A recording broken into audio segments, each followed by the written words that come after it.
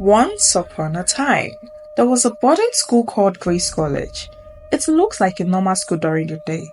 Students laughed and ran to class, but once the sun set and the sky turned dark, Grace College was no longer just a school. It became something else, a place full of whispers, cold winds, and shadows that move when no one is looking.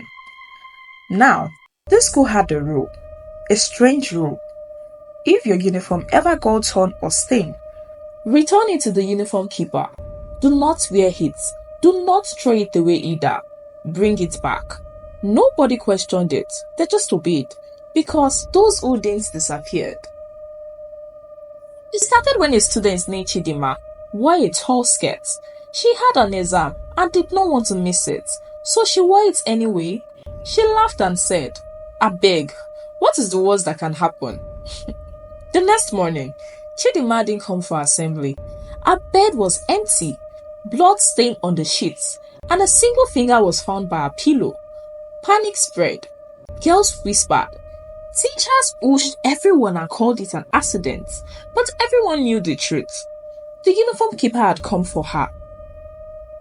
The uniform keeper was a living person, long ago, when Grace College was still new. An old woman called Ezine took care of all the uniforms. She sat alone in a small room beside the laundry house, sewing with her crooked fingers. Her eyes always red from the smoke of her little coal pots. Ezine loved those uniforms more than anything. She would say, "Every stitch have life, every cloth carries spirits." One day, a student mocked her. He tore his uniform on purpose and threw it on her face. "You old witch," he shouted. Ezine didn't say anything. That same day, he vanished. They searched the old school, the bush, and even the nearby rivers. Nothing was found. But strange things started happening. Footsteps in the hallway, uniform moving by themselves, sewing needle flying in the air. And then one day, the ground behind the laundry room cracked open. Flame burst out. They said Ezine had died, but no one buried her body. Instead, they sealed the sewing room with cement and chains. But it didn't stop her. She had become something else. They sealed the sewing room with cement and chains. But it didn't stop her. She had become something else. Years later, 4 girls arrived at Grace College. Their names were Adeora, Chiamaka, Ininka, and Uche. They were close friends. They kind of share everything. Food, clothes, and even secrets. One day, Ininka found a tall shirt in her locker. It wasn't hers. It smells old and had brown stain that looked like dry blood. She was about to throw it away when the others stopped her.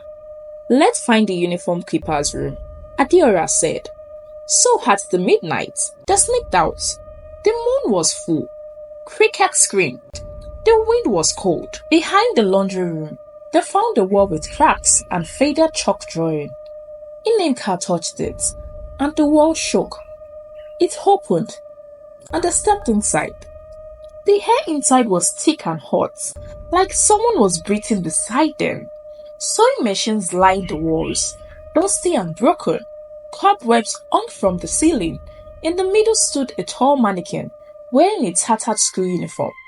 Suddenly, the mannequin moved. Its head twisted, and a voice hissed, "Who wore it?"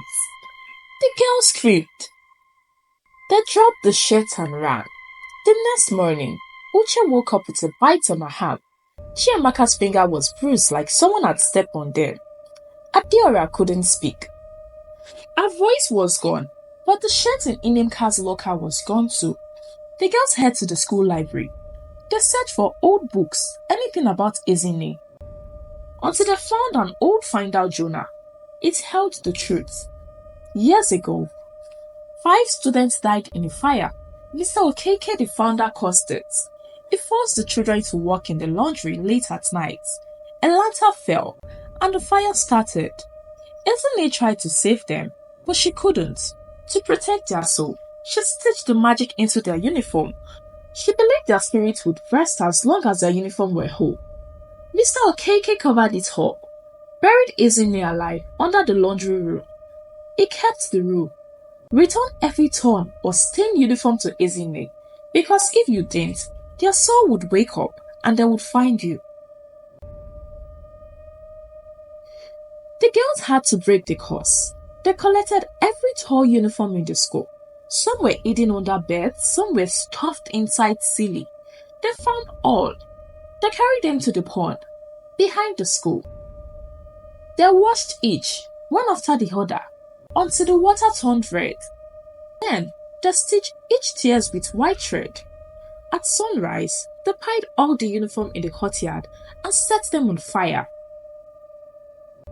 The flame grew high, then the smoke took shape. 5 children smiling and laughing, their souls were free. From that day on, Grace College added a new rule on their notice board: treat every uniform like your own soul.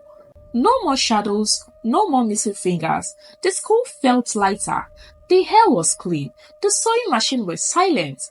Isn't it finally rest? And if you ever find yourself at Grace College and your uniform gets a little tear or stain, don't play smart, return it. This is the end of the story. Thank you so much for watching. If this is your first time watching, please don't forget to like, share and subscribe to our YouTube channel.